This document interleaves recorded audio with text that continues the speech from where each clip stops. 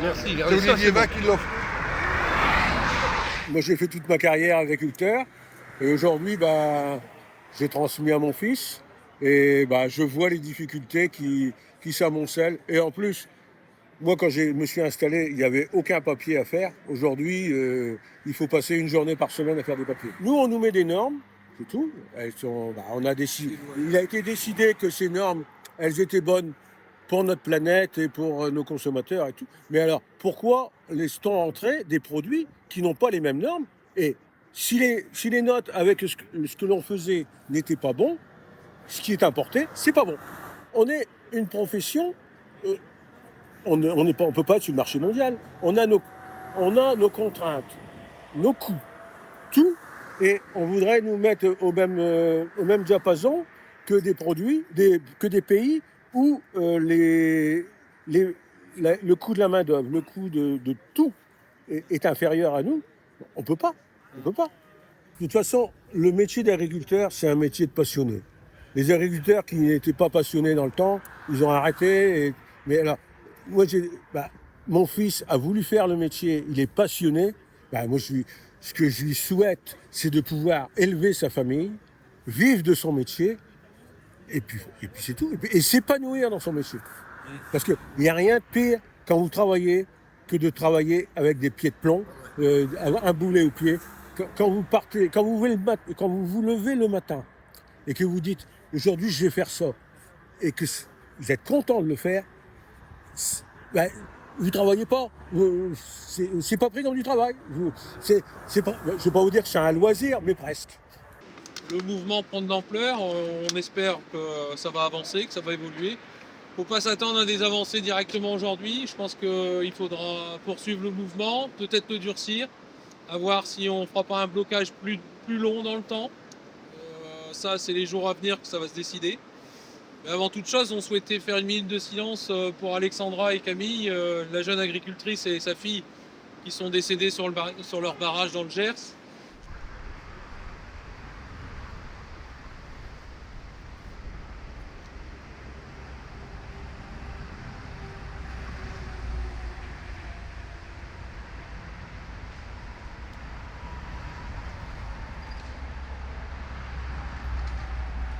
C'est sûr que ça va pas se régler aujourd'hui.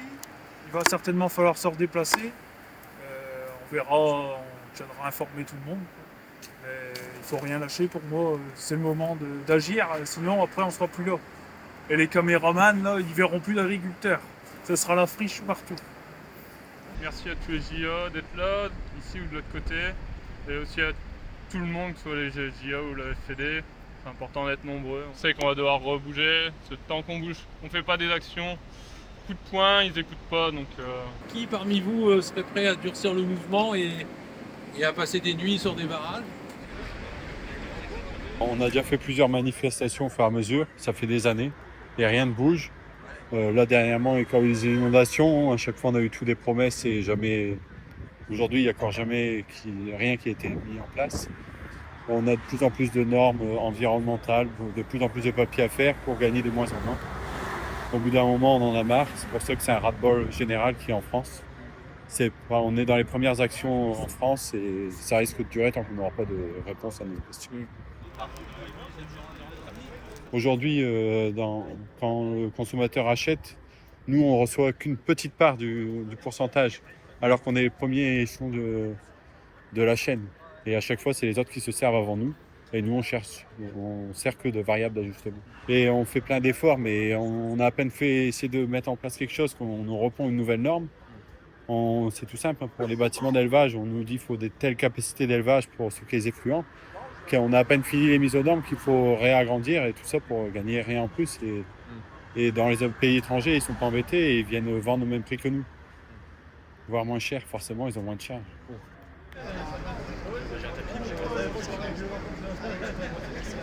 Disons que c'est un ras-le-bol général concernant différents dossiers. On a une surenchère de l'État français par rapport aux réglementations et en plus des réglementations européennes.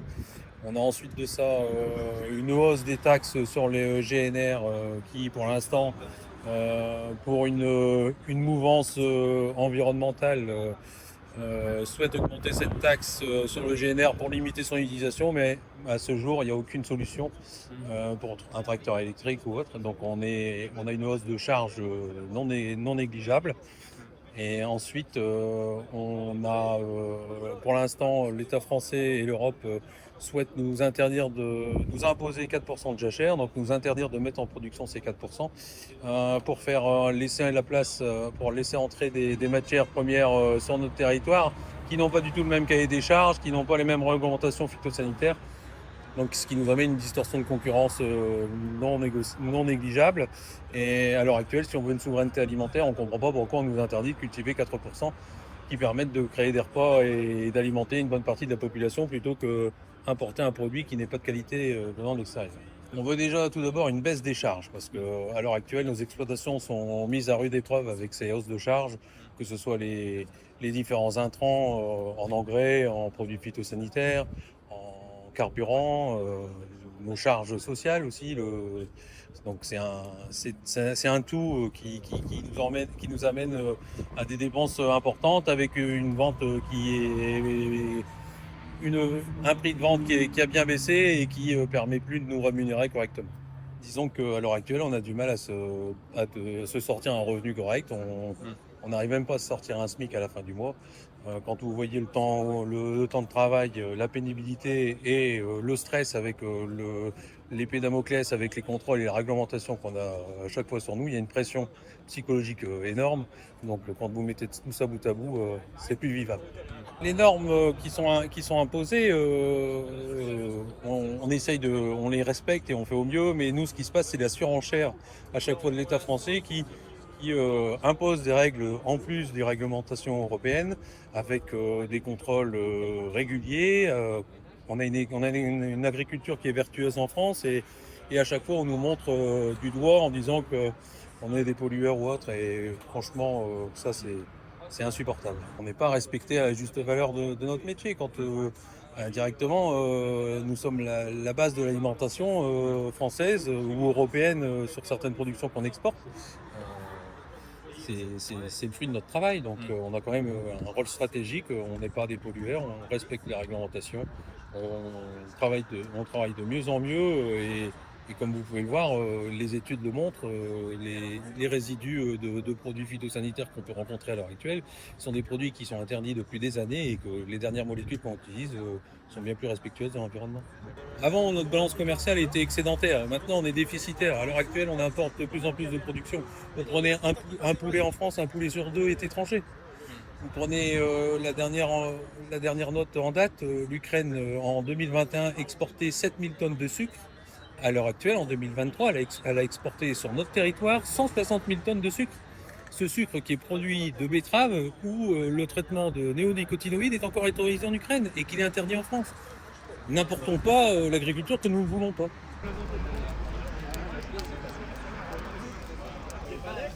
Nous, on est justement pour des vertus environnementales, toujours produire plus propre et apporter de la durabilité. Je vous disais justement tout à l'heure, en fait, on n'hérite pas de la terre de nos parents, on l'emprunte à nos enfants.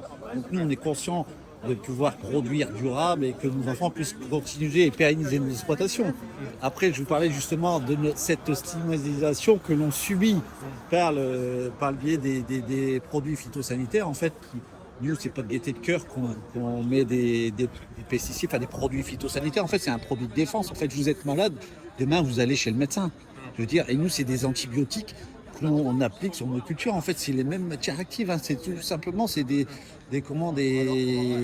strombylurines. Enfin, ce sont les mêmes matières actives. Donc, vous pouvez regarder, les principes actifs sont les mêmes qu'on applique sur les plantes. C'est pour tuer des champignons. Voilà. Nos plantes ont des champignons.